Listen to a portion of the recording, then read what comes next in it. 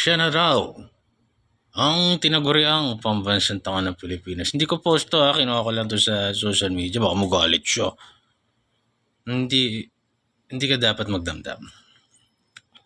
Sapagkat lahat naman tayo pwedeng maging pambansang tanga ng Pilipinas. Alam mo kasi, iho,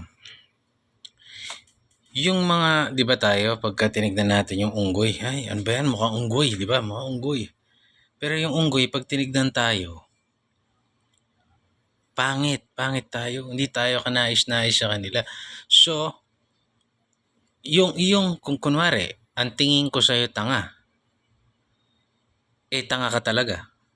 Kunwari lang. Pwede rin ang tingin mo sa akin, ang tanga naman niya. Ganon lang yun. So, quits lang, di ba? Isipin mo na lang din tanga sila. Ganon, tanga kami. Ganon, or tanga ako. Ganon lang din. Huwag mong damdamin kung ikaw ay tatawagin na pambansang tanga ng Pilipinas. Always remember, meron ding mga katulad mong naniniwalang matalino sila.